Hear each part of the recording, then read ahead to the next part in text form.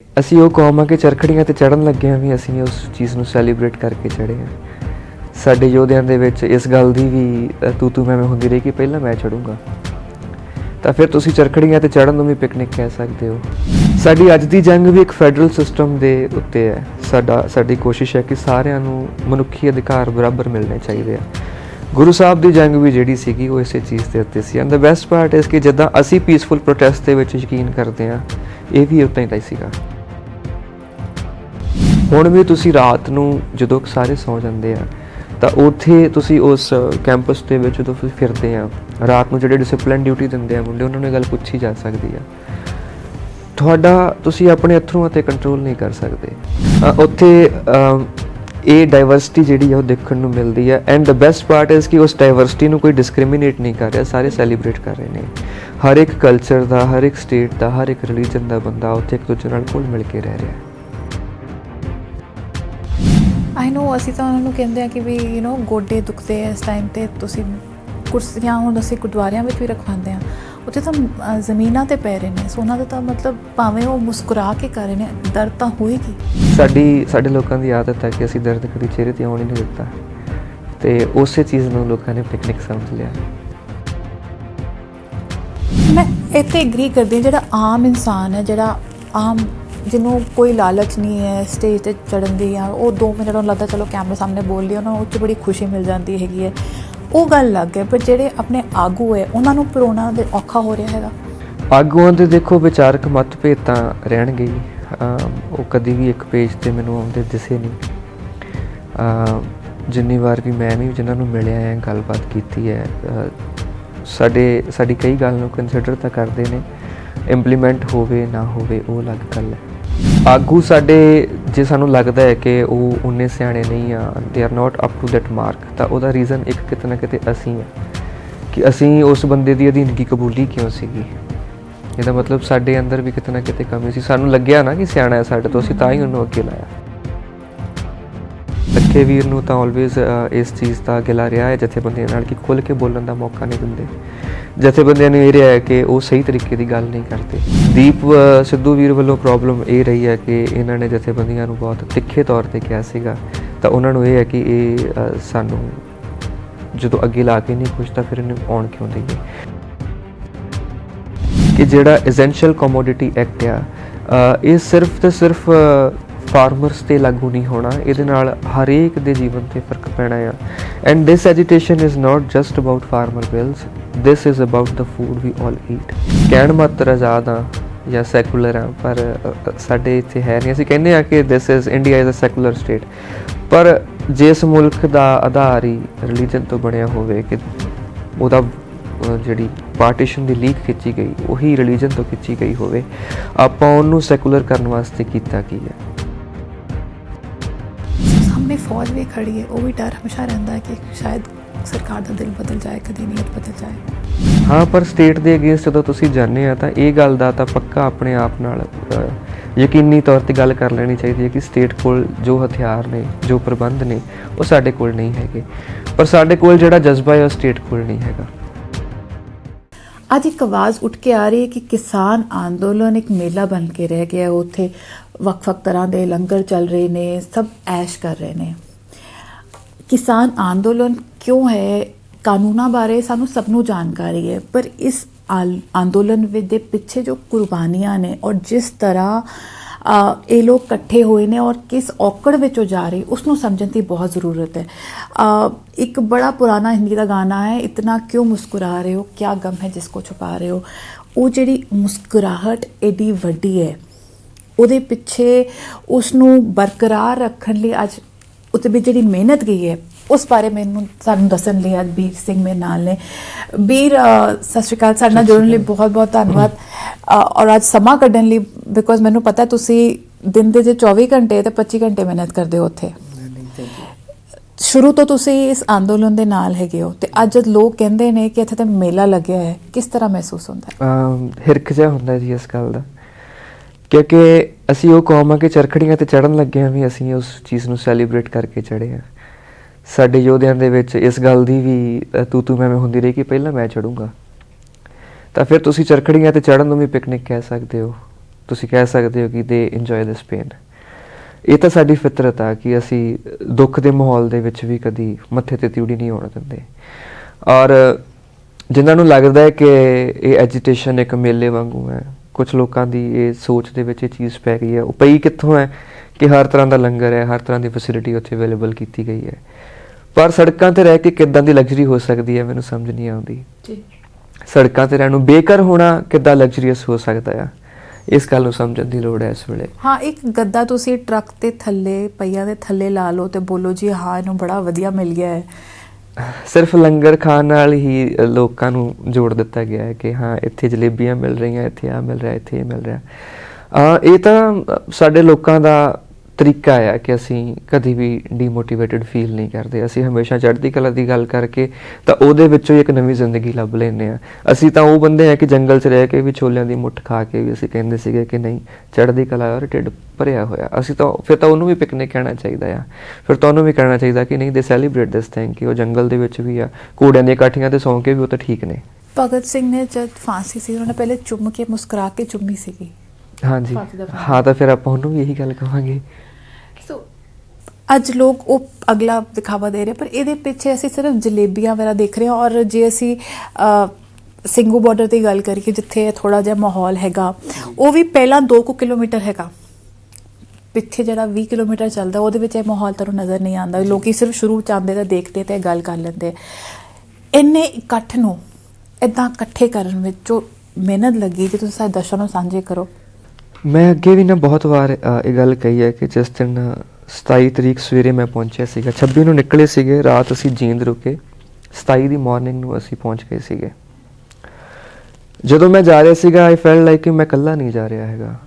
ਮੈਂ ਜਿਹੜਾ ਆਪਣਾ ਈਵਨ ਰਾਤ ਦਾ ਨਿਤਨੇਮ ਵੀ ਸੀਗਾ ਉਹ ਵੀ ਦੁਪਹਿਰੇ ਕਰ ਲਿਆ ਸੀਗਾ। ਆਈ ਫੈਲਟ ਲਾਈਕ ਪਤਾ ਨਹੀਂ ਜਾ ਕੇ ਕੀ ਹੋਣਾ ਹੈ, ਕਿੱਦਾਂ ਦਾ ਮਾਹੌਲ ਹੋਊਗਾ ਉੱਥੇ, ਡਾਂਗ ਸੋਟਾ ਚੱਲਣਾ ਹੈ ਜਾਂ ਕੀ ਹੋਣਾ ਹੈ, ਗੋਲੀ ਚੱਲ ਸਕਦੀ ਹੈ ਜਾਂ ਪੈਲੇਟਸ ਚੱਲ ਸਕਦੇ ਨੇ, ਪਤਾ ਨਹੀਂ ਸੀਗਾ। ਉੱਥੇ ਪਹੁੰਚੇ, ਉੱਥੇ ਬੈਠੇ, ਪਰ ਉਹ ਜਿਹੜੀ એનર્ਜੀ ਦਿਮਾਗ ਵਿੱਚ ਸੀਗਾ ਕਿ ਕੁਝ ਮਤਲਬ ਪੋਸਿਬਿਲਿਟੀ ਦਿਖ ਰਹੀ ਸੀ, ਕਿਉਂਕਿ ਪਿੱਛੋਂ ਅਸੀਂ ਬੈਰੀਗੇਡ ਤੋੜਦੇ ਹੋਏ ਆ ਰਹੇ ਸੀਗੇ ਤੇ ਉੱਥੇ ਪੁਲਿਸ ਰੋਕਣ ਦੀ ਕੋਸ਼ਿਸ਼ ਕਰ ਰਹੀ ਸੀਗੀ। ਪ੍ਰਸ਼ਾਸਨ ਬੜਾ ਐਕਟਿਵਲੀ ਰੋਕ ਰਿਹਾ ਸੀਗਾ, ਚਾਹੇ ਵਾਟਰ ਕੈਨਨਸ ਦੇ ਥਰੂ ਹੋ ਗਿਆ, ਚਾਹੇ ਟੀਅਰ ਗੈਸ ਦੇ ਥਰੂ ਹੋ ਗਿਆ।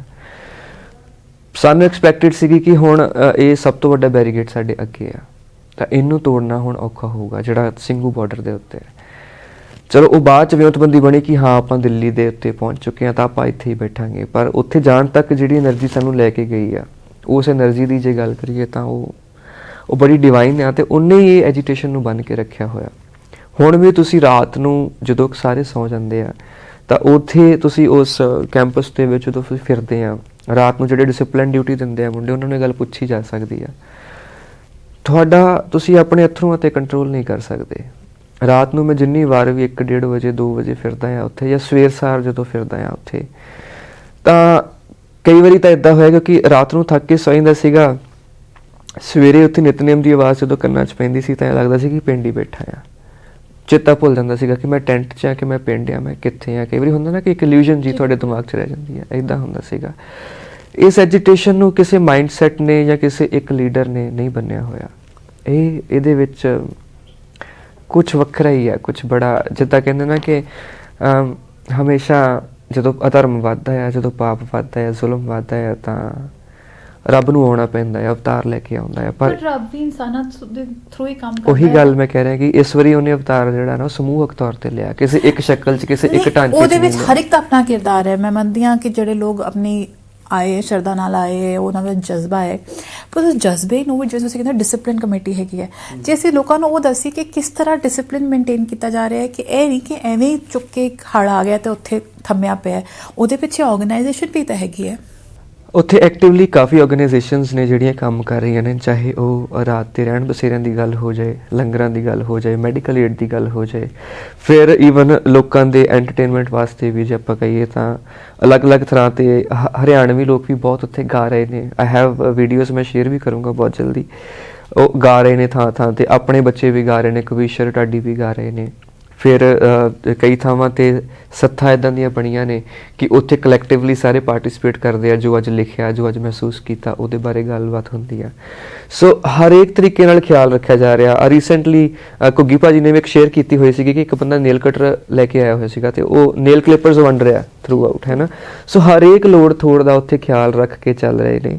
ਕਮੇਟੀਜ਼ ਬਣੀਆਂ ਹੋਈਆਂ ਕਿ ਜਿੱਦਾਂ ਡਿਸਿਪਲਿਨ ਵਾਲੀ ਮੈਂ ਤੁਹਾਨੂੰ ਦੱਸਿਆ, ਉੱਦਾਂ ਹੀ ਸਫਾਈ ਵਾਲੇ ਬਣੇ ਹੋਏ ਨੇ। ਆਈ ਨੋ ਸਫਾਈ ਵਾਲਾ ਬਹੁਤ ਹੀ ਅਮੇਜ਼ਿੰਗ ਗੱਲ ਨਿਕਲੀ ਕਿ ਮਤਲਬ ਮੈਨੂੰ ਜਦ ਪਿਛਲੀ ਵਾਰੀ ਮੈਨੂੰ ਮਹੀਨਾ ਹੋ ਗਿਆ ਗਏ ਬਿਕੋਜ਼ ਕੋਵਿਡ ਹੋ ਗਿਆ, ਤਾਂ ਉਦੋਂ ਮੈਨੂੰ ਇਹ ਟੈਨਸ਼ਨ ਹੋ ਰਹੀ ਸੀ ਕਿ ਇੱਥੇ ਮੱਖੀਆਂ ਮੱਛਰ ਆ ਗਏ, ਹੁਣ ਤਾਂ ਬਿਮਾਰੀ ਆ ਜਾਏਗੀ। ਫਿਰ ਪਤਾ ਨਹੀਂ ਕਿਸ ਤਰ੍ਹਾਂ ਉਹ ਗਾਇਕਾਂ ਨੇ ਚੁੱਕਿਆ ਝਾੜੂ ਤੇ ਸਭ ਨੇ ਫੋਲੋ ਕੀਤਾ। ਪਹਿਲਾਂ ਸਫਾਈ ਹੋ ਰਹੀ ਸੀ ਪਰ ਹੁਣ ਤਾਂ ਬਹੁਤ ਹੀ ਜ਼ਿਆਦਾ। ਉਹਦਾ ਇੱਕ ਰੀਜ਼ਨ ਇਹ ਵੀ ਹੈ ਕਿ ਜਥੇਬੰਦੀਆਂ ਨੇ ਇੱਕ ਬਹੁਤ ਸਹੀ ਫੈਸਲਾ ਉੱਥੇ ਲਿਆ ਕਿ ਟੀਮ ਹਾਇਰ ਕੀਤੀ ਗਈ। ਜਿਹੜੀ ਪ੍ਰਸ਼ਾਸਨ ਦੀ ਟੀਮ ਸੀਗੀ ਉਹਨੂੰ ਹਾਇਰ ਕੀਤਾ ਗਿਆ, ਉਹਨੂੰ ਪੇ ਕੀਤਾ ਗਿਆ। ਔਰ ਉਹਦੇ ਨਾਲ ਕਿਉਂਕਿ ਅਸੀਂ ਜਦੋਂ ਜਿੰਨੀ ਵਾਰ ਵੀ ਮੈਂ ਸਫਾਈ ਕੀਤੀ ਹੈ, ਅਸੀਂ ਕੀ ਕਰਦੇ ਸੀ, ਰਾਤ 9:30 ਵਜੇ ਜਿਹੜੀਆਂ ਗਵਰਨਮੈਂਟ ਦੀਆਂ ਗੱਡੀਆਂ ਆਉਂਦੀਆਂ ਕੂੜਾ ਚੁੱਕਣ ਵਾਲੀਆਂ, ਉਹਨਾਂ ਦੇ ਨਾਲ ਆਪਣੇ ਬੰਦੇ ਅਸੀਂ ਸਾਰੇ ਵਲੰਟੀਅਰਸ ਅਲਾਈਨ ਹੋ ਜਾਂਦੇ ਸੀਗੇ ਕਿਉਂਕਿ ਸਾਨੂੰ ਇਕੱਠਾ ਕਰਕੇ ਕਿੱਥੇ ਤਾਂ ਰੱਖਣਾ ਹੀ ਸੀਗਾ। ਤਾਂ ਉਹਨਾਂ ਨੂੰ ਪਤਾ ਸੀ ਕਿੱਥੇ ਲੈ ਕੇ ਜਾਣਾ, ਕਿੱਥੇ ਨਹੀਂ। ਅਸੀਂ ਉਹਨਾਂ ਦੇ ਨਾਲ ਰਲਣੇ ਸ਼ੁਰੂ ਹੋ ਗਏ।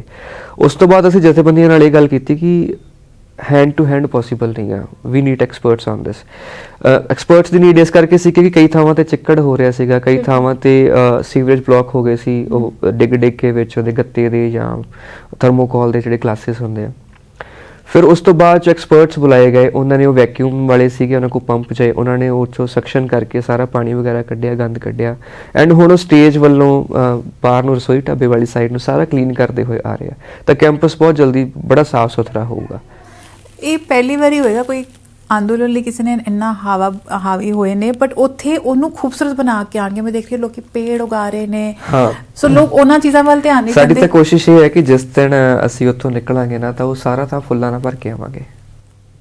ਸੋ ਮਤਲਬ ਇੰਨਾ ਉਹ ਜ਼ਮੀਨ ਨੇ ਦਿੱਤਾ ਹੈਗਾ ਜੀ, ਔਰ ਦੇਗੀ ਜ਼ਰੂਰ। ਆਮ ਸ਼ੋਰ ਉਹ ਜਿੱਤ ਜ਼ਰੂਰ ਹੋਏਗੀ। ਔਰ ਤੁਸੀਂ ਇੱਕ ਗੱਲ ਦੇਖਿਓ ਕਿ ਜਿਹੜਾ ਜਿਸ ਜਗ੍ਹਾ ਤੇ ਸਿੰਘੂ ਬਾਰਡਰ ਤੇ ਉੱਤੇ ਅਸੀਂ ਬੈਠੇ ਹਾਂ, ਉਹਦੇ ਨਾਲ ਹੀ ਬੜ ਖਾਲਸਾ ਪਿੰਡ ਹੈ।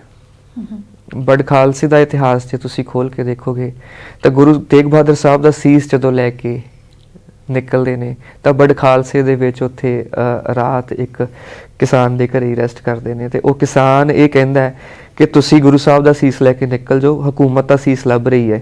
ਤੇ ਉਹਦੀ ਉਮਰ ਗੁਰੂ ਤੇਗ ਬਹਾਦਰ ਸਾਹਿਬ ਦੀ ਉਮਰ ਦੇ ਨਾਲ ਰਲਦੀ ਹੈ। ਉਹ ਕਹਿੰਦਾ ਕਿ ਮੈਂ ਆਪਣਾ ਸੀਸ ਕੱਟ ਕੇ ਇੱਥੇ ਰੱਖ ਦਿੰਦਾ, ਉਹਨਾਂ ਨੂੰ ਭੁਲੇਖਾ ਪੈ ਜਾਊਗਾ ਕਿ ਇਹ ਗੁਰੂ ਸਾਹਿਬ ਦਾ ਸੀਸ ਹੈ। ਉਹ ਸਕੇ ਪੁੱਤ ਨੇ ਪਿਓ ਦਾ ਸੀਸ ਵੱਢ ਕੇ ਗੁਰੂ ਸਾਹਿਬ ਦੇ ਸੀਸ ਨਾਲ ਰਿਪਲੇਸ ਕੀਤਾ ਸੀਗਾ। ਤੇ ਉੱਥੋਂ ਮੁੜ ਕੇ ਭਾਈ ਸਾਹਿਬ ਗੁਰੂ ਸਾਹਿਬ ਦਾ ਸੀਸ ਲੈ ਕੇ ਅਨੰਦਪੁਰ ਸਾਹਿਬ ਨੂੰ ਰਵਾਨਾ ਹੋ ਜਾਂਦੇ ਨੇ। ਅਸੀਂ ਉਸ ਇਤਿਹਾਸਕ ਪਿੰਡ ਦੇ ਵਿੱਚ ਬੈਠੇ ਹੋਏ ਹਾਂ। ਇਤਿਹਾਸ ਕਿਸ ਤਰੀਕੇ ਨਾਲ ਆਪਣੇ ਆਪ ਨੂੰ ਦੁਹਰਾਉਂਦਾ ਹੈ, ਜੇ ਆਪਾਂ ਉਹ ਸਾਰੀਆਂ ਚੀਜ਼ਾਂ ਨੂੰ ਕੋਰਿਲੇਟ ਕਰਕੇ ਦੇਖੀਏ। ਹਾਂ, ਬਹੁਤ ਲੋਕਾਂ ਨੂੰ ਲੱਗਦਾ ਹੈ ਕਿ ਜਦੋਂ ਅਸੀਂ ਇਹੋ ਜਿਹੀ ਗੱਲ ਕਰਦੇ ਹਾਂ ਤਾਂ ਇਹ ਵਾਈ ਡੂ ਦੇ link this thing with Panth and Guru Sahib. ਸਾਡੀ ਅੱਜ ਦੀ ਜੰਗ ਵੀ ਇੱਕ ਫੈਡਰਲ ਸਿਸਟਮ ਦੇ ਉੱਤੇ ਹੈ। ਸਾਡੀ ਕੋਸ਼ਿਸ਼ ਹੈ ਕਿ ਸਾਰਿਆਂ ਨੂੰ ਮਨੁੱਖੀ ਅਧਿਕਾਰ ਬਰਾਬਰ ਮਿਲਣੇ ਚਾਹੀਦੇ ਆ। ਗੁਰੂ ਸਾਹਿਬ ਦੀ ਜੰਗ ਵੀ ਜਿਹੜੀ ਸੀਗੀ ਉਹ ਇਸੇ ਚੀਜ਼ ਦੇ ਉੱਤੇ ਸੀ। And the best part is ਕਿ ਜਿੱਦਾਂ ਅਸੀਂ ਪੀਸਫੁਲ ਪ੍ਰੋਟੈਸਟ ਦੇ ਵਿੱਚ ਯਕੀਨ ਕਰਦੇ ਹਾਂ, ਇਹ ਵੀ ਉੱਦਾਂ ਹੀ ਸੀਗਾ। ਖਾਸ ਤਾਕਤ ਤੇ ਸਾਡੀ ਜਿਹੜੀ ਇਤਿਹਾਸ ਹੈ ਉਹ ਤੋਂ ਹੀ ਆਉਣੀ ਹੈ, ਉਹ ਤੋਂ ਹੀ ਆਉਣੀ ਹੈ। ਔਰ ਜੇ ਪੰਜਾਬ ਨਾ ਚੁੱਕਦਾ ਤਾਂ ਅੱਜ ਇਹ ਮੁੱਦਾ ਇੱਥੇ ਨਾ ਪਹੁੰਚਦਾ। ਅਸੀਂ ਯੂਨਿਟੀ ਇਨ ਡਾਈਵਰਸਿਟੀ ਦਾ ਲੋਗੋ ਹਮੇਸ਼ਾ ਹੀ ਸੈਲੀਬ੍ਰੇਟ ਕੀਤਾ ਹੈ ਤੇ ਅੱਜ ਵੀ ਉੱਥੇ ਤੁਸੀਂ ਜਾ ਕੇ ਦੇਖੋ, ਤੁਸੀਂ ਗਏ ਵੀ ਹੋ, ਉੱਥੇ ਇਹ ਡਾਈਵਰਸਿਟੀ ਜਿਹੜੀ ਹੈ ਉਹ ਦੇਖਣ ਨੂੰ ਮਿਲਦੀ ਹੈ। And the best part is ਕਿ ਉਸ ਡਾਈਵਰਸਿਟੀ ਨੂੰ ਕੋਈ ਡਿਸਕ੍ਰਿਮੀਨੇਟ ਨਹੀਂ ਕਰ ਰਿਹਾ, ਸਾਰੇ ਸੈਲੀਬ੍ਰੇਟ ਕਰ ਰਹੇ ਨੇ। ਹਰ ਇੱਕ ਕਲਚਰ ਦਾ, ਹਰ ਇੱਕ ਸਟੇਟ ਦਾ, ਹਰ ਇੱਕ ਰਿਲੀਜਨ ਦਾ ਬੰਦਾ ਉੱਥੇ ਇੱਕ ਦੂਜੇ ਨਾਲ ਘੁਲ ਮਿਲ ਕੇ ਰਹਿ ਰਿਹਾ।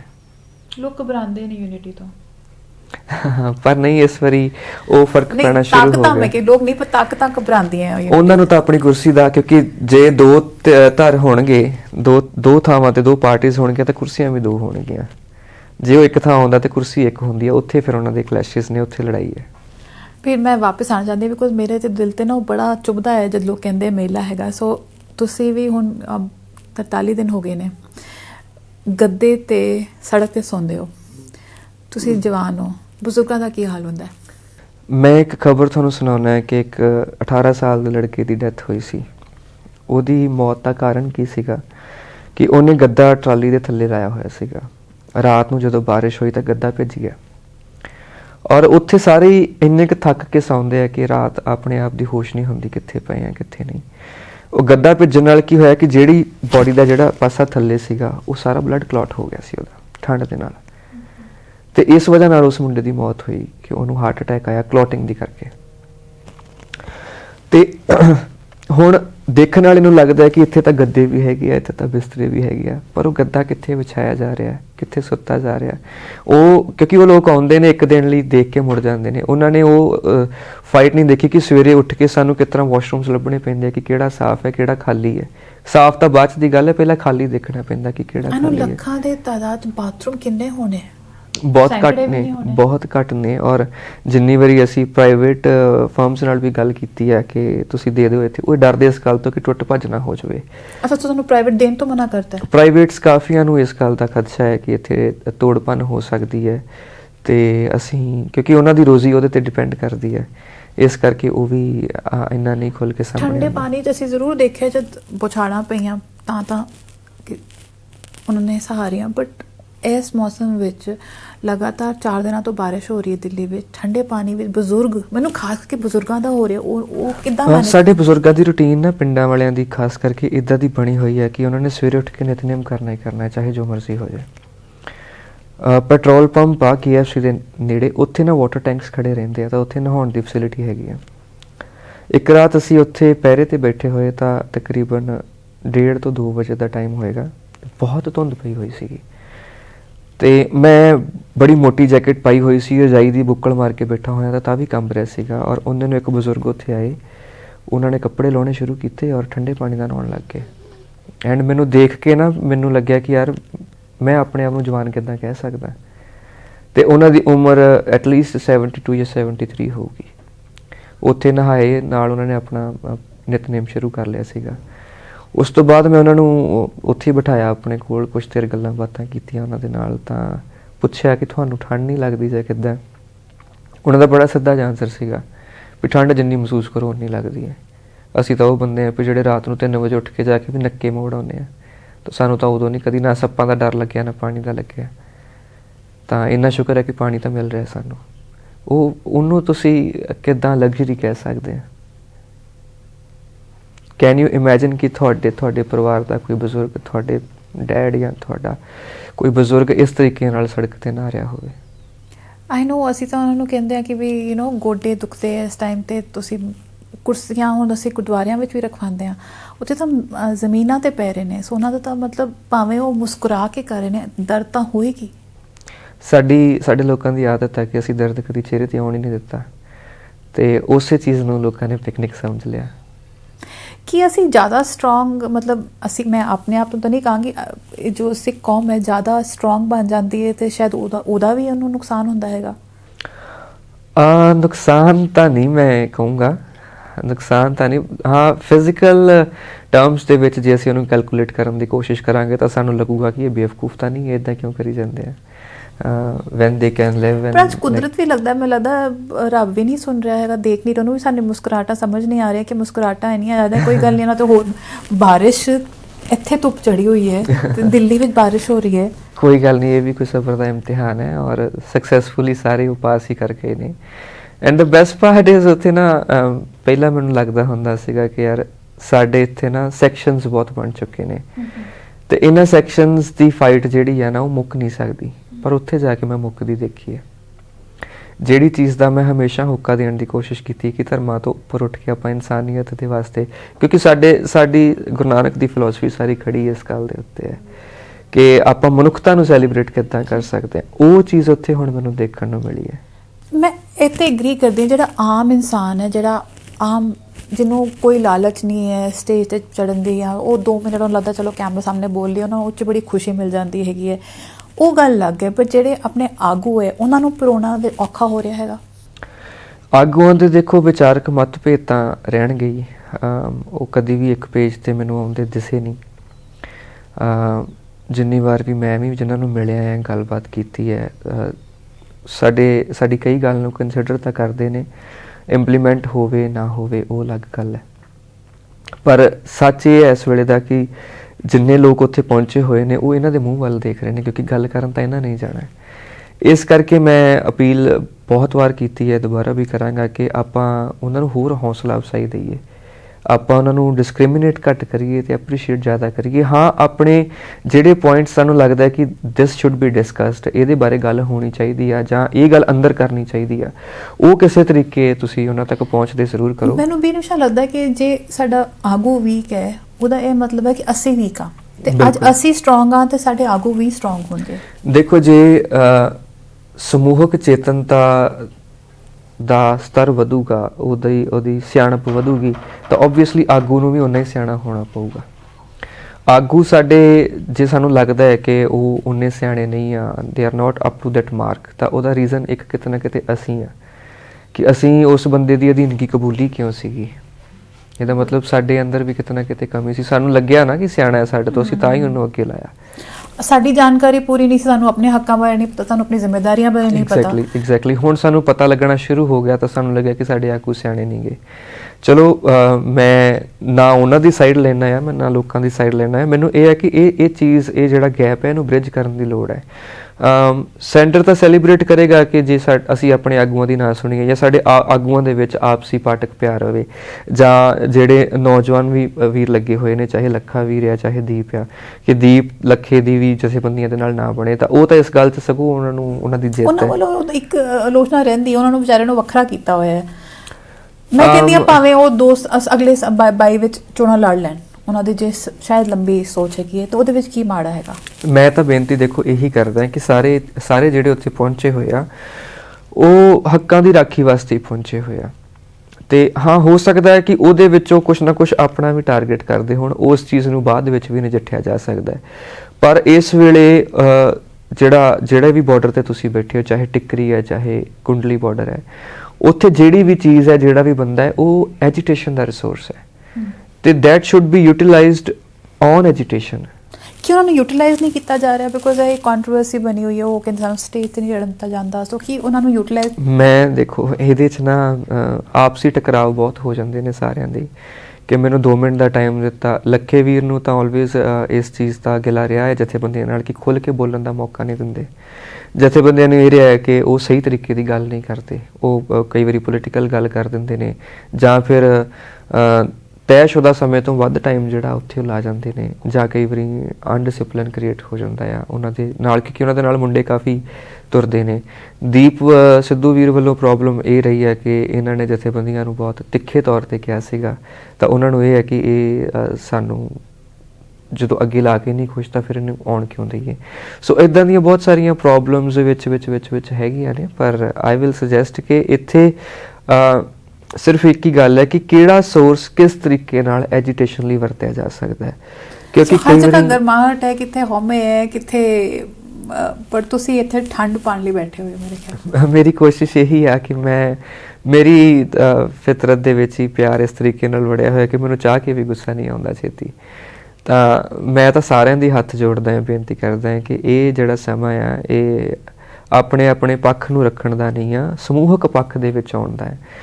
ਇਹ ਕੋਈ ਖੱਬੇ ਪੱਖੀ, ਸੱਜੇ ਪੱਖੀ ਜਾਂ ਧਾਰਮਿਕ ਪੱਖੀ ਵਾਲਾ ਕੰਮ ਛੱਡ ਕੇ ਸਾਨੂੰ ਸੰਘਰਸ਼ ਪੱਖੀ ਹੋਣਾ ਪਊਗਾ ਕਿ ਕਿਹੜੇ ਸੰਘਰਸ਼ 'ਚ ਬੈਠੇ ਹਾਂ। ਤੁਸੀਂ ਤਾਕਤ ਲਓ, ਉੱਥੋਂ ਤੁਹਾਡੀ ਆਪਣੀ ਤਾਕਤ ਨਿਕਲਦੀ, ਬੜਾ ਤਾਕਤ ਸਾਰੀ ਸੰਘਰਸ਼ ਹੋ ਜਾਣੀ ਚਾਹੀਦੀ, ਚਾਹੇ ਧਾਰਮਿਕ ਆਜ਼ਾਦੀ, ਚਾਹੇ ਅਧਿਆਤਮਕ ਆਜ਼ਾਦੀ, ਚਾਹੇ ਬੋਲਣ ਦੀ ਆਜ਼ਾਦੀ ਆਪਣੇ ਥਾਂ ਹੈ, ਪਰ ਇਸ ਵੇਲੇ ਹਰੇਕ ਚੀਜ਼ ਦੇ ਉੱਤੇ ਇੱਕ ਸੈਂਸਰ ਬਿਠਾਉਣਾ ਪਊਗਾ।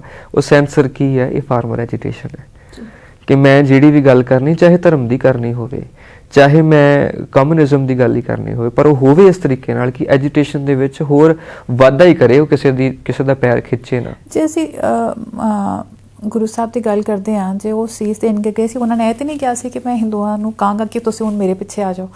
ਉਹਨਾਂ ਦੇ ਹੱਕ ਵਾਸਤੇ ਗਏ ਸੀ, ਭਾਵੇਂ ਆਪਣੀ ਤਾਕਤ ਨਾਲ ਗਏ ਸੀ। ਮੇਰੇ ਨਾਲ ਕਈ ਵਾਰੀ ਕਈ ਲੋਕਾਂ ਦੇ ਨਾ ਵਿਚਾਰ ਮੇਰੇ ਉਲਟ ਵੀ ਗਏ ਨੇ, ਤਾਂ ਮੈਂ ਉਹਨਾਂ ਨੂੰ ਇੱਕ ਗੱਲ ਸਮਝਾਉਣ ਦੀ ਕੋਸ਼ਿਸ਼ ਕਰਦਾ ਹੁੰਦਾ ਕਿ ਅਸੀਂ ਉਹਦੇ ਪੁੱਤਿਆਂ ਜਿਹੜਾ ਕਹਿੰਦਾ ਸੀ ਤੁਮਕੋ ਤੁਮਾਰਾ ਖੂਬ ਹਮਕੋ ਹਮਾਰਾ ਖੂਬ, ਤਾਂ ਇਹ ਡਾਇਵਰਸਿਟੀ ਨੂੰ ਇੰਜੋਏ ਕਰਨ ਵਾਲਾ ਇੱਕ ਬਹੁਤ ਸੋਹਣਾ ਇੱਕ ਸਲੋਗਨ ਆ ਕਿ ਖੂਬ ਤੇ ਖੂਬ ਦੇ ਵਿੱਚ ਫਰਕ ਨਹੀਂ ਬਣਾਉਣਾ ਚਾਹੀਦਾ। ਜਦੋਂ ਗੁਰੂ ਨੇ ਕਹਿ ਦਿੱਤਾ ਕਿ ਤੁਹਾਡਾ ਆਪਣਾ ਖੂਬ ਹੈ, ਸਾਡਾ ਆਪਣਾ ਖੂਬ ਹੈ, ਤੁਹਾਡੀ ਆਪਣੀ ਆਜ਼ਾਦੀ ਹੈ, ਸਾਡੀ ਆਪਣੀ ਆਜ਼ਾਦੀ ਹੈ।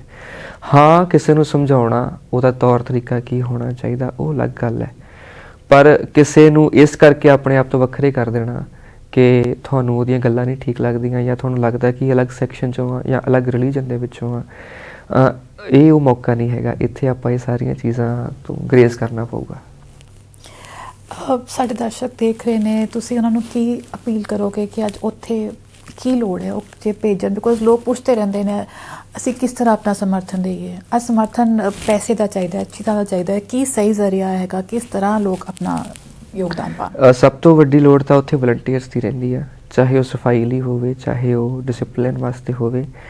ਦੂਸਰੀ ਲੋੜ ਉੱਥੇ ਰਹਿ ਰਹੀ ਹੈ ਕਿ ਜਦੋਂ, ਕਿਉਂਕਿ ਕਾਫੀ ਲੰਬਾ ਹੋ ਗਿਆ ਉੱਥੇ, ਹੁਣ ਤਕਰੀਬਨ 20 ਕਿਲੋਮੀਟਰ ਤੱਕ ਦਾ ਏਰੀਆ ਆ, ਤਾਂ ਕਈ ਲੋਕ ਜਿਹੜੇ ਪਿੱਛੇ ਹੁੰਦੇ ਆ ਉਹਨਾਂ ਨੇ ਸਟੇਜ ਤੱਕ ਜਾਣਾ ਹੁੰਦਾ ਤਾਂ ਆਉਣ ਜਾਣ 'ਚ ਬੜੀ ਦਿੱਕਤ ਰਹਿੰਦੀ ਆ।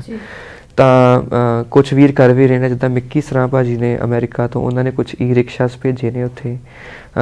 ਕੁਛ ਬੰਦਿਆਂ ਨੇ ਆਪਣੇ ਟਰੈਕਟਰਸ ਵੀ ਇਸ ਕੰਮ 'ਤੇ ਲਾਤੇ, ਗੱਡੀਆਂ ਵੀ ਇਸ ਕੰਮ 'ਤੇ ਲਾਤੀਆਂ, ਪਰ ਉਹਦੀ ਅਜੇ ਵੀ ਉਹ ਫੁਲਫਿਲਮੈਂਟ ਹੋਈ ਨਹੀਂ, ਕਿਉਂਕਿ ਲੋਕ ਸਾਦਾ ਨੇ, ਕਨਵਿੰਸ ਦੀ ਪ੍ਰੋਬਲਮ ਕਿਤੇ ਨਾ ਕਿਤੇ ਹੈਗੀ ਆ। ਕਾਫੀ ਬਜ਼ੁਰਗ ਵੀ ਹੋਣੇ, ਉਹਨਾਂ ਨੂੰ ਚੱਲਣਾ। ਖਾਲਸਾ ਏਡ ਦਾ ਵੀ ਇੱਕ, ਅਕਾਲ ਟੀਵੀ ਦਾ ਵੀ ਮੇਰੇ ਖਿਆਲ ਚੱਲ ਰਿਹਾ ਈ ਰਿਕਸ਼ਾ, ਪਰ ਉਹਦੀ ਲੋੜ ਹੋਰ ਆ। ਦੂਸਰੀ ਚੀਜ਼ ਦੀ ਲੋੜ ਹੈ ਕਿ ਮੈਡੀਕਲ ਸਰਵਿਸਿਜ਼ ਨੂੰ ਬਹੁਤ ਪ੍ਰੋਬਲਮ ਆ ਰਹੀ ਹੈ, ਕਿਉਂਕਿ ਜਦੋਂ ਐਮਰਜੈਂਸੀ ਕਿਸੇ ਵਹੀਕਲ ਨੂੰ ਲੰਘਣਾ ਪੈਂਦਾ, ਐਂਬੂਲੈਂਸ ਨੇ ਨਿਕਲਣਾ ਹੁੰਦਾ, ਤਾਂ ਉਹਦੇ ਲਈ ਪ੍ਰੋਪਰ ਰਸਤਾ ਨਹੀਂ ਹੈਗਾ।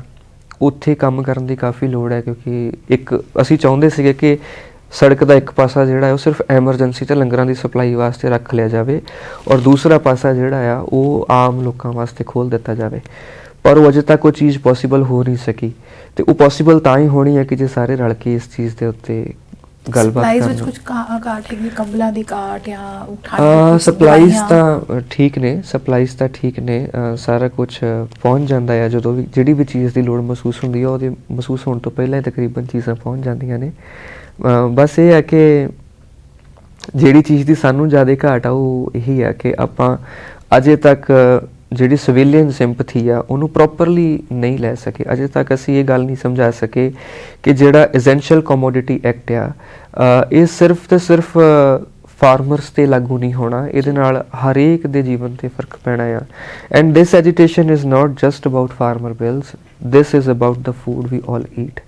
ਜਿਹੜੀ ਰੋਟੀ ਅਸੀਂ ਖਾਂਦੇ ਹਾਂ ਉਹਦੀ ਕੀਮਤ ਕਾਰਪੋਰੇਟ ਤੈਅ ਕਰਨ ਦੀ ਕੋਸ਼ਿਸ਼ ਕਰ ਰਿਹਾ, ਉਹਦੀ ਕੀਮਤ ਤੁਹਾਡੇ ਮੇਰੇ ਹੱਥ 'ਚ ਨਹੀਂ ਰਹੂਗੀ। ਉਹ ਜੋ ਕੀਮਤ ਕਹਿਣਗੇ ਸਾਨੂੰ ਉਸ 'ਤੇ ਰੋਟੀ ਮਿਲੂਗੀ, ਅਤੇ ਇਹਦੇ ਨਾਲ ਸਾਡਾ ਬਹੁਤ ਵੱਡਾ ਨੁਕਸਾਨ ਹੋਣ ਵਾਲਾ ਆ। ਅਮਰੀਕਨ ਸੋਸਾਇਟੀ ਇਹ ਬਰਦਾਸ਼ਤ ਕਰ ਸਕਦੀ ਕਿਉਂਕਿ ਇਨਕਮ ਲੈਵਲ ਉਹਨਾਂ ਦੇ ਬਹੁਤ ਜ਼ਿਆਦਾ ਨੇ। ਸਾਡੇ ਜਿੱਥੇ ਅਸੀਂ ਕਹਿੰਦੇ ਹਾਂ ਕਿ 13 ਰੁਪਏ ਪ੍ਰਤੀ ਦਿਨ ਜਾਂ 30 ਰੁਪਏ ਪ੍ਰਤੀ ਦਿਨ ਤੁਹਾਡੀ ਇਨਕਮ ਹੋਣੀ ਚਾਹੀਦੀ ਹੈ, ਉਹਦੇ ਵਿੱਚ ਕਿਸ ਤਰ੍ਹਾਂ ਅਫੋਰਡ ਕਰ ਸਕਦੇ ਹਾਂ? ਅਫੋਰਡ ਨਹੀਂ ਕਰ ਸਕਦੇ, ਸਾਡੀ ਆਬਾਦੀ ਉਹ ਕਾਰਪੋਰੇਟ ਦਾ ਅਫੋਰਡ ਨਹੀਂ ਕਰ ਪਾਏਗੀ ਜੀ। ਦੂਸਰਾ ਇਹ ਵੀ ਹੈ ਕਿ ਸਾਡਾ ਜਿਹੜਾ ਫੈਡਰਲ ਸਟਰਕਚਰ ਆ, ਸਾਡੀ ਡੈਮੋਕ੍ਰੇਸੀ ਆ ਜਿਹੜੀ, ਉਹ ਕਿਤੇ ਨਾ ਕਿਤੇ ਉਹਦਾ ਪਤਨ ਹੁੰਦਾ ਰਿਹਾ ਆ ਹੁਣ ਤੱਕ। ਹੁਣ ਅਸੀਂ ਕਹਿਣ ਮਾਤਰ ਆਜ਼ਾਦ ਹਾਂ ਜਾਂ ਸੈਕੂਲਰ ਹਾਂ, ਪਰ ਸਾਡੇ ਇੱਥੇ ਹੈ ਨਹੀਂ। ਅਸੀਂ ਕਹਿੰਦੇ ਹਾਂ ਕਿ this is India is a secular state, ਪਰ ਜਿਸ ਮੁਲਕ ਦਾ ਆਧਾਰ ਹੀ ਰਿਲੀਜਨ ਤੋਂ ਬਣਿਆ ਹੋਵੇ, ਕਿ ਉਹਦਾ ਜਿਹੜੀ ਪਾਰਟੀਸ਼ਨ ਦੀ ਲੀਕ ਖਿੱਚੀ ਗਈ ਉਹੀ ਰਿਲੀਜਨ ਤੋਂ ਖਿੱਚੀ ਗਈ ਹੋਵੇ, ਆਪਾਂ ਉਹਨੂੰ ਸੈਕੂਲਰ ਕਰਨ ਵਾਸਤੇ ਕੀਤਾ ਕੀ ਹੈ? ਜਾਂ 47 ਦੇ ਵਿੱਚ ਜਿਸ ਵੈਲਫੇਅਰ ਸਟੇਟ ਦੀ ਗੱਲ ਹੁੰਦੀ ਆ, ਕੀ ਉਹ ਵੈਲਫੇਅਰ ਸਟੇਟ ਅੱਜ ਐਗਜ਼ਿਸਟ ਕਰਦੀ ਆ? ਜਿਸ ਫੈਡਰਲ ਸਿਸਟਮ ਦੀ, ਜਿਸ ਡੈਮੋਕ੍ਰੇਸੀ ਦੀ ਆਪਾਂ ਗੱਲ, ਜੇ ਕੌਨਸਟੀਟਿਊਸ਼ਨ ਜਿਹੜੇ ਸਾਨੂੰ ਅਧਿਕਾਰ ਦਿੰਦਾ ਹੈ, ਚਾਹੇ ਉਹ ਰਾਈਟ ਟੂ ਸਪੀਕ ਆ ਜਾਂ ਹੋਰ ਜਿੰਨੇ ਵੀ ਨੇ, ਕੀ ਸਾਨੂੰ ਉਹ ਸਾਡੇ ਤੱਕ ਪਹੁੰਚਦੇ ਨੇ, ਸਾਨੂੰ ਮਿਲਦੇ ਨੇ? ਕੀ ਸਾਡੇ ਇੱਥੇ ਪੈਸੇ ਦੀ ਇਕੁਅਲ ਡਿਸਟਰੀਬਿਊਸ਼ਨ ਦਾ ਕੋਈ ਸਿਸਟਮ ਹੈਗਾ ਕਿ ਹਾਂ ਮੈਂਟਲ ਅਤੇ ਫਿਜ਼ੀਕਲ ਵਰਕ ਦੀ ਜਿਹੜੀ ਪੇਮੈਂਟ ਹੈ ਉਹਦੇ 'ਚ ਗੈਪ ਕਿੰਨਾ ਕੁ ਆ? ਕੀ ਅਸੀਂ ਉਹਨੂੰ ਘਟਾਉਣ ਵਾਸਤੇ ਕੁਛ ਕੀਤਾ? ਕੀ ਇੱਥੇ ਮਿਨੋਰਿਟੀਜ਼ ਅਤੇ ਬਾਕੀ ਮੈਜੋਰਿਟੀਜ਼ ਦੇ ਵਿੱਚ ਦਾ ਡਿਫਰੈਂਸ ਕਿੰਨਾ ਕੁ ਹੈ? ਕਿ ਦੋਵਾਂ ਦੇ ਹੱਕ ਹਕੂਕ ਬਰਾਬਰ ਹੈਗੇ ਨੇ? ਇਸ ਵੇਲੇ ਜੈਨਿਜ਼ਮ ਦਾ ਕੀ ਹਾਲ ਹੈ, ਇੱਥੇ ਬੁੱਧਿਜ਼ਮ ਦਾ ਕੀ ਹਾਲ ਹੈ? GST, ਨੋਟਬੰਦੀ, ਉਸ ਤੋਂ ਬਾਅਦ 370, ਫਿਰ CAA, ਇਹਨਾਂ ਸਾਰੀਆਂ ਚੀਜ਼ਾਂ ਨੇ ਕੀ ਕੀ ਸਾਡੇ ਨਾਲ ਕੀਤਾ ਹੈ? ਕਿ ਸਾਨੂੰ ਉਸ ਗੱਲ ਦੀ ਅਵੇਅਰਨੈਸ ਹੈ? ਜੇ ਤਾਂ ਅਸੀਂ ਇੱਕ ਪੱਕਾ, ਇੱਕ ਪਰਮਾਨੈਂਟ ਬਦਲਾਅ ਚਾਹੁੰਦੇ ਹਾਂ, ਤਾਂ ਸਾਨੂੰ ਇਹਨਾਂ ਸਾਰੀਆਂ ਚੀਜ਼ਾਂ ਨੂੰ ਵਿਚਾਰਨਾ ਪਊਗਾ, ਪੜ੍ਹਨਾ ਪਊਗਾ, ਔਰ ਉਸ ਬਦਲਾਅ ਦੀ ਤਿਆਰੀ ਕਰਨੀ ਪਊਗੀ। ਜਦ ਤੱਕ ਅਸੀਂ, ਕਿਉਂਕਿ ਫਾਰਮਰ ਬਿਲਸ ਜੇ ਰਿਪੀਲ ਵੀ ਹੋ ਜਾਂਦੇ ਆ ਤਾਂ ਵੀ ਅਸੀਂ ਖੱਟਿਆ ਕੁਛ ਨਹੀਂ, ਬਸ ਇੱਕ ਨੁਕਸਾਨ ਹੋਣ ਤੋਂ ਬਚਾਇਆ ਆ। ਪਰ ਜਿਹੜਾ ਨੁਕਸਾਨ ਆਲਰੇਡੀ ਹੋ ਚੁੱਕਾ, ਅਸੀਂ ਉਹਦੇ ਬਾਬਤ ਕਿੰਨੇ ਕੁ ਅਵੇਅਰ ਆ ਤਾਂ ਕੀ ਕਰ ਰਹੇ ਹਾਂ? ਉਹ ਹੁਣ ਇੱਥੋਂ ਮੈਂ ਕਹਿੰਦਾ ਕਿ ਤੁਸੀਂ ਜਿਹੜਾ ਵੀ ਬੰਦਾ ਪਾਰਟਿਸਿਪੇਟ ਕਰਦਾ ਹੈ ਐਜੀਟੇਸ਼ਨ ਦੇ ਵਿੱਚ, ਉਹ ਇੱਥੋਂ ਐਡ ਕਰਕੇ ਚੱਲੇ ਆਪਣੇ ਆਪ ਨਾਲ ਕਿ ਮੈਨੂੰ ਜਿੱਥੇ ਵੀ ਗਲਤ ਦਿਖੇਗਾ, ਚਾਹੇ ਸੜਕ 'ਤੇ ਜਾਂਦੇ ਇੱਕ ਗੱਡੀ ਖੜੀ ਦਿਖੇ ਕਿ ਟਾਇਰ ਬਦਲ ਰਿਹਾ, ਤਾਂ ਉੱਥੇ ਵੀ ਜਾ ਕੇ ਮੈਂ ਪੁੱਛਾਂਗਾ ਕਿ ਮੇਰੀ ਹੈਲਪ ਦੀ ਲੋੜ ਤਾਂ ਨਹੀਂ। ਸਾਨੂੰ ਆਪਣੇ ਅੰਦਰ ਇਹ ਚੀਜ਼ ਲੈ ਕੇ ਆਉਣੀ ਪਊਗੀ ਆਪਣੇ ਕਿੱਤੇ ਪ੍ਰਤੀ, ਚਾਹੇ ਤੁਸੀਂ ਕਾਰਪੈਂਟਰ ਹੋ, ਚਾਹੇ ਤੁਸੀਂ ਪਲੰਬਰ ਹੋ, ਚਾਹੇ ਤੁਸੀਂ ਸੁਨਿਆਰੇ ਹੋ, ਜੋ ਵੀ ਹੋ, ਆਪਣੇ ਕਿੱਤੇ ਦੇ ਪ੍ਰਤੀ ਤੁਹਾਨੂੰ ਕ੍ਰੀਏਟਿਵ ਤੇ ਇਨੋਵੇਟਿਵ ਹੋਣਾ ਪਊਗਾ। ਉਹਦੇ ਵਿੱਚ ਹੀ ਆਪਣੇ ਆਪ ਨੂੰ ਸਮਝਾਉਣਾ ਪਊਗਾ ਕਿ ਹਾਂ ਇਹ ਮੇਰਾ ਖਾਨਦਾਨੀ ਕਿੱਤਾ ਹੈ ਤੇ ਇਹਦੇ ਵਰਗਾ ਕੁਝ ਨਹੀਂ ਤੁਹਾਨੂੰ। ਕਿਉਂਕਿ ਕੀ ਹੁੰਦਾ ਕਿ ਅੱਜ ਕਿਸਾਨ ਦਾ ਬੱਚਾ ਵੀ ਡੀਸੀ ਬਣਨ ਦੀ ਦੌੜ 'ਚ ਹੈ ਜਾਂ ਡਾਕਟਰ ਇੰਜੀਨੀਅਰ ਬਣਨ ਦੀ ਦੌੜ 'ਚ ਹੈ, ਤਰਖਾਣ ਦਾ ਬੱਚਾ ਵੀ ਉਸੇ ਦੌੜ ਦੇ ਵਿੱਚ ਸ਼ਾਮਿਲ ਹੈ। ਨੌਕਰੀਆਂ ਦੇ ਪਿੱਛੇ ਰੌਲਾ ਪਿਆ ਉਹ ਵੀ ਹਟਾਉਣਾ, ਇੰਟਰਪ੍ਰੀਨਿਓਰਸ਼ਿਪ ਅਫਸਰਸ਼ਾਹੀ ਨੇ ਨਾ ਨੁਕਸਾਨ ਕੀਤਾ ਤੇ ਅਫਸਰਸ਼ਾਹੀ ਧੱਕੇ ਨਾਲ ਵਾੜੀ ਗਈ ਸੀ ਸਾਡੇ ਇੱਥੇ, ਤੇ ਉਸੇ ਅਫਸਰਸ਼ਾਹੀ ਦਾ ਨਤੀਜਾ ਇਹ ਕਾਰਪੋਰੇਟ ਸੈਕਸ਼ਨ ਹੈ। ਤੇ ਮੈਂ ਇਹੀ ਬੇਨਤੀ ਕਰੂੰਗਾ ਕਿ ਤੁਸੀਂ ਆਪਦੇ ਕਿੱਤੇ ਨਾਲ ਪਿਆਰ ਕਰਨਾ ਜਿਹੜਾ ਨਾ ਉਹ ਸਿੱਖੋ। ਹਾਲੇ ਜਿਹੜੇ ਭ੍ਰਿਸ਼ਟਾਚਾਰ ਅਸੀਂ ਕਹਿੰਦੇ ਆ ਸਮਾਜ ਵਿੱਚ ਆਇਆ ਉਹ ਸਾਡੇ ਵਿੱਚ ਵੀ ਤਾਂ ਹੈਗੇ ਆ। ਅਸੀਂ ਤਾਂ ਪੁਲਿਸ ਇਹਦੇ 'ਚ ਨਹੀਂ ਹੈਗਾ ਜੀ, ਮੈਂ ਤਾਂ ਸਾਫ਼ ਤੌਰ ਤੇ ਕਹਿੰਦਾ ਕਿ ਅਸੀਂ ਤਾਂ ਰੱਬ ਨੂੰ ਵੀ ਦੇ ਦਿੰਦੇ ਆ ਕਿ ਮੈਂ ਇੰਨਾ ਮੱਥਾ ਟੇਕ ਰਿਹਾ, ਪ੍ਰਸ਼ਾਦ ਚੜਾ ਦਾਂਗਾ, ਮੇਰਾ ਕੰਮ ਕਰ ਦੇ। ਅਸੀਂ ਤਾਂ ਲਾਇਸੈਂਸ ਬਣਾਉਣ ਤੋਂ ਲੈ ਕੇ ਇੱਕ ਪੈਟਰੋਲ ਦੇ ਦੇ ਫਿਰ ਲਾਇਸੈਂਸ ਤੇ ਛੋਟੀ ਗੱਲ ਰਹਿ ਗਈ। ਹਾਂਜੀ ਇਹ ਤਾਂ ਗੱਲ ਹੈਗੀ ਆ, ਪਰ ਸਾਨੂੰ ਉਹ ਚੀਜ਼ ਕਿਤੇ ਨਾ ਕਿਤੇ ਉਹ ਇਮਾਨਦਾਰੀ ਆਪਣੇ ਅੰਦਰ ਲੈ ਕੇ ਆਉਣੀ ਪਊ। ਉੱਥੇ ਤੇ ਨਹੀਂ ਦਿਖ ਰਹੀ ਇਹੋ ਜਿਹੀ ਕੋਈ ਗੱਲ ਕਿ ਵੀ ਕੋਈ ਮੈਨੂੰ 5 ਰੁਪਏ ਦੇ ਲੰਗਰ ਪਹਿਲਾਂ ਦੇ ਦੇ, ਇਦਾਂ ਦਾ ਕੋਈ ਗੱਲ ਨਹੀਂ, ਇਦਾਂ ਦਾ ਕੁਝ ਨਹੀਂ ਹੈ। ਹਾਂ ਉੱਥੇ ਇੱਕ ਚੀਜ਼ ਜ਼ਰੂਰ ਹੋਈ ਸੀ, ਸਿਵਿਲੀਅਨਸ ਤੇ ਨਾ ਕੁਝ ਬੱਚੇ ਕੀ ਕਰਦੇ ਸੀਗੇ, ਪਾਣੀ ਦੀਆਂ ਬੋਟਲਸ ਲੈ ਜਾਂਦੇ ਸੀਗੇ ਤੇ ਉਹ ਲਿਜਾ ਕੇ ਤਾਂ ਮੁੜ ਕੇ ਸ਼ਾਪ ਦੇ ਉੱਤੇ ਜੇ 20 ਰੁਪਏ ਦੀ ਬੋਤਲ ਆ 10 ਰੁਪਏ ਦੀ ਵੇਚ ਦਿੰਦੇ ਸੀਗੇ। ਉਹ ਫਿਰ ਪ੍ਰਬੰਧਕਾਂ ਨੂੰ ਬੇਨਤੀ ਕੀਤੀ ਕਿ ਤੁਸੀਂ ਢੱਕਣ ਖੋਲ ਕੇ ਦੇ ਦਿਆ ਕਰੋ, ਬੋਟਲ ਦੇਣੀ ਹੈ, ਮਨਾ ਨਹੀਂ ਕਰਨਾ ਕਿਸੇ ਨੂੰ, ਦੇਣੀ ਆ ਤਾਂ ਐਟਲੀਸਟ ਢੱਕਣ ਖੋਲ ਕੇ ਦੇ ਦਿਆ ਕਰੋ ਕਿ ਉਹ ਵਿਕ ਨਾ ਸਕੇ ਬਾਅਦ ਚੋਂ। ਤਾਂ ਉਹ ਇਦਾਂ ਦੀ ਕਰਪਸ਼ਨ ਸਾਡੇ ਵਿੱਚ ਕਿਤੇ ਨਾ ਕਿਤੇ ਬੜੀ ਹੋਈ ਹੈ।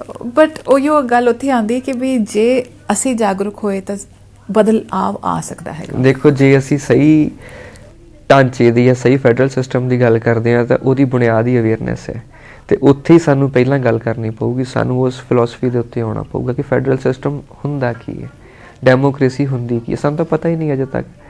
ਉੱਤੇ ਗੱਲ ਕਰਾਂਗੇ ਤੇ ਫਿਰ ਹੀ ਅਸੀਂ ਇੱਕ ਚੰਗੀ ਸਟੇਟ ਦਾ ਨਿਰਮਾਣ ਕਰ ਸਕਾਂਗੇ। ਵੀ ਤੁਹਾਡੀ ਗੱਲਾਂ ਹਮੇਸ਼ਾ ਬੜੀਆਂ ਮਿੱਠੀਆਂ, ਬੜੀਆਂ ਪਿਆਰੀਆਂ, ਬੜੀਆਂ ਦਿਲ ਨੂੰ ਲੱਗਦੀਆਂ, ਤੇ ਇਹਦੇ ਸੰਘਰਸ਼ 'ਚੋਂ ਕੁਝ ਲਿਖ ਕੇ ਆਇਆ ਕਿ ਅਜੇ ਤੱਕ ਨਹੀਂ ਮਿਲਿਆ?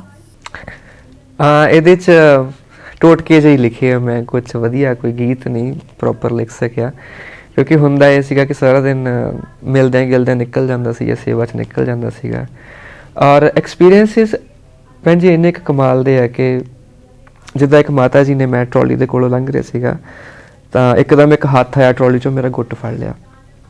ਗੁੱਟ ਫੜ ਕੇ ਤਾਂ ਮੈਂ ਦੇਖਿਆ ਤਾਂ ਇੱਕ ਮਾਤਾ ਜੀ ਬਹੁਤ ਔਖੇ ਉਤਰੇ ਟਰਾਲੀ ਦੇ ਵਿੱਚੋਂ, ਉਤਰ ਕੇ ਮੈਨੂੰ ਗਲ ਲਾਇਆ, ਰੋਏ, ਨਾਲੇ ਮੈਨੂੰ ਰਵਾਇਆ ਤੇ ਫਿਰ ਕਹਿੰਦੇ ਕਿ ਮੈਂ ਤੈਨੂੰ ਨਾ ਰੋਜ਼ ਲੰਘਦੇ ਦੇਖਦੀ ਸੀ, ਪਰ ਜਦ ਤੱਕ ਤੂੰ ਤੁਰਦਾ ਬੜੀ ਤੇਜ਼ ਹੈ, ਜਦ ਤੱਕ ਮੈਂ ਉਤਰਨਾ ਹੁੰਦਾ ਸੀ ਤੂੰ ਨਿਕਲ ਜਾਂਦਾ ਸੀਗਾ ਤੇ ਮੇਰੀ ਆਵਾਜ਼ ਨਹੀਂ ਸੀ ਤੇਰੇ ਤੱਕ ਪਹੁੰਚਦੀ, ਹੈ ਨਾ। ਕਹਿੰਦੇ ਮੈਂ 3-4 ਦਿਨ ਤੋਂ ਤੈਨੂੰ ਦੇਖ ਰਹੀ ਸੀ, ਮੇਰਾ ਮਿਲਣ ਨੂੰ ਜੀ ਸੀਗਾ। ਤੇ ਮੈਂ ਕਿਹਾ ਦੱਸੋ ਵੀ ਜੀ ਮੈਂ ਕੀ ਕਰ ਸਕਦਾ? ਕਹਿੰਦੇ ਮੈਨੂੰ ਕੁਛ ਨਹੀਂ ਚਾਹੀਦਾ, ਮੈਨੂੰ ਤੇਰੇ ਵਰਗੇ ਪੁੱਤ ਦੀ ਲੋੜ ਹੈ। ਤੇ ਮੈਂ ਕਿਹਾ ਮੈਂ ਤੁਹਾਡਾ ਬੱਚਾ ਹੀ ਹਾਂ। ਤੇ ਸ਼ੀ ਸੈਡ ਕਿ ਨਹੀਂ ਤੂੰ ਮੇਰਾ ਹੀ ਆ, ਪਰ ਕਾਸ਼ ਮੈਂ ਤੈਨੂੰ ਆਪਣੇ ਢਿੱਡੋਂ ਜੰਮਿਆ ਹੁੰਦਾ।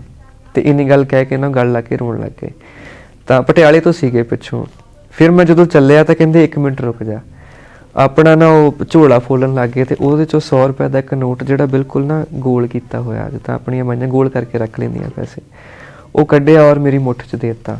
ਤੇ ਮੈਂ ਕਿਹਾ ਵੀ ਜੀ ਤੁਸੀਂ ਰੱਖ ਲਓ, ਤੁਹਾਨੂੰ ਲੋੜ ਪੈ ਸਕਦੀ ਹੈ, ਜੇ ਹੋਰ ਵੀ ਚਾਹੀਦੇ ਮੈਨੂੰ ਦੱਸੋ, ਤੁਸੀਂ ਇੱਦਾਂ ਨਾ ਕਰੋ। ਕਹਿੰਦੇ ਮੈਨੂੰ ਪਤਾ ਹੈ ਪੈਸੇ ਬਹੁਤ ਥੋੜ੍ਹੇ ਆ, ਇਹ ਤੇਰੇ ਵਾਸਤੇ ਤਾਂ ਕੋਈ ਮਾਇਨੇ ਨਹੀਂ ਰੱਖਦੇ। ਮੈਂ ਕਿਹਾ ਮੇਰੀ ਮਾਂ ਇਹ ਤਾਂ ਐਡਾ ਵੱਡਾ ਕਰਜ਼ਾ ਵੀ ਮੈਂ ਲਾ ਨਹੀਂ ਸਕਦਾ, ਹੈ ਨਾ, ਵੀ ਤੁਸੀਂ ਇੱਦਾਂ ਕਿਉਂ ਕਹਿ ਰਹੇ ਆ? ਕਹਿੰਦੇ ਕਿ ਨਹੀਂ ਮਾਂ ਦਾ ਪਿਆਰ ਹੈ, ਬਸ ਆਪਣੇ ਕੋਲੇ ਰੱਖ ਲਈ, ਤਾਂ ਜਦ ਕਦੇ ਹੋ ਸਕਿਆ ਮੈਂ ਪਟਿਆਲੇ ਰਹਿੰਦੀ ਹਾਂ, ਮੈਨੂੰ ਮਿਲ ਜਾਇਆ ਕਰੀ।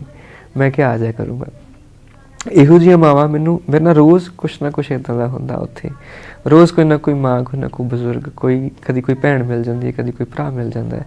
ਤਾਂ ਮੈਂ ਉਹੀ ਜੋ ਮਹਿਸੂਸ ਕੀਤਾ ਸੀਗਾ ਕਿ ਬਹੁਤ ਅਸੀਸਾਂ, ਬਹੁਤ ਪਿਆਰ ਮਿਲ ਰਿਹਾ ਹੈ ਮੈਨੂੰ ਬੈਠੇ ਨੂੰ ਦਿੱਲੀ ਦੀ ਜੂਹ ਉੱਤੇ, ਮੇਰੇ ਆਪਣੇ, ਮੇਰਾ ਪਰਿਵਾਰ ਮਿਲ ਰਿਹਾ ਹੈ। ਤਾਂ ਮੈਨੂੰ ਕਦੇ ਵੀ ਨਹੀਂ ਲੱਗਿਆ ਕਿ ਮੈਂ ਘਰੋਂ ਬਾਹਰ ਆ ਕੇ ਬੈਠਾ ਹਾਂ ਜਾਂ ਇਹ ਲੋਕ ਮੇਰੇ ਆਪਣੇ ਨਹੀਂ ਆ, ਸਗੋਂ ਇੰਨਾ ਜ਼ਿਆਦਾ ਆਪਣਾਪਨ ਆ ਉੱਥੇ ਕਿ ਬਾਰ-ਬਾਰ ਹਰ ਗੱਲ ਤੇ ਦਿਲ ਭਰਦਾ ਹੈ। ਮੈਂ ਸੁਣਿਆ ਤੁਸੀਂ ਰੋ ਵੀ ਪਏ ਸੀ 1-2 ਵਾਰੀ।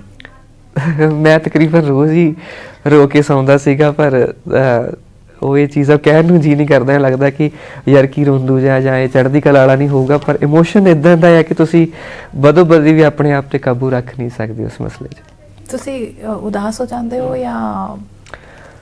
ਉਦਾਸ ਨਹੀਂ, ਇੱਕ ਗੱਲ ਦੀ ਫਿਕਰ ਹੋ ਜਾਂਦੀ ਆ, ਹੋਣੀ ਚਾਹੀਦੀ ਨਹੀਂ, ਹੋ ਜਾਂਦੀ ਹੈ ਕਿ ਜਿਹੜੇ ਲੋਕ ਇੱਥੇ ਜਿਸ ਜਜ਼ਬੇ ਨਾਲ ਬੈਠੇ ਨੇ, ਜਿਸ ਭਾਵਨਾ ਨਾਲ ਬੈਠੇ ਨੇ, ਉਹ ਸਿਰੇ ਜ਼ਰੂਰ ਲੱਗਣੀ ਚਾਹੀਦੀ ਹੈ ਗੱਲ, ਉਹਦੇ 'ਚੋਂ ਕੁਛ ਉਪਜਾਊ ਲੈ ਕੇ ਹੀ ਮੁੜਨਾ ਚਾਹੀਦਾ ਹੈ। ਅੱਛਾ, ਤਾਂ ਇੰਨੇ ਬਜ਼ੁਰਗ, ਇੰਨੇ ਨੌਜਵਾਨ ਇੰਨੀ ਉਮੀਦ ਨਾਲ ਬੈਠੇ ਹੋਣ ਤਾਂ ਫਿਰ ਇੱਕ ਜ਼ਿੰਮੇਵਾਰੀ ਦਾ ਅਹਿਸਾਸ ਬਹੁਤ ਵੱਡਾ ਹੋ ਜਾਂਦਾ। ਬਿਲਕੁਲ ਜੀ, ਐਂ ਲੱਗਦਾ ਕਿ ਯਾਰ ਇਹਨਾਂ ਨੂੰ ਕੁਝ ਹੋਣਾ ਨਹੀਂ ਚਾਹੀਦਾ। ਜਿੱਦਣ ਵੀ ਕਿਤੇ ਕੋਈ ਖਬਰ ਆਉਂਦੀ ਹੈ ਕਿ ਅੱਜ ਇੱਕ ਹੋਰ ਵੀਰ ਚਲਾ ਗਿਆ, ਅੱਜ ਕੋਈ ਬਜ਼ੁਰਗ ਚਲਾ ਗਿਆ, ਤਾਂ ਉਦਣ ਹੁੰਦਾ ਕਿ ਯਾਰ ਅਸੀਂ ਕਿੱਥੇ ਸੀ ਉਸ ਵੇਲੇ, ਮੈਂ ਨੇੜੇ ਕਿਉਂ ਨਹੀਂ ਸੀਗਾ, ਅਸੀਂ ਕੁਛ ਕਰ ਕਿਉਂ ਨਹੀਂ ਸਕੇ।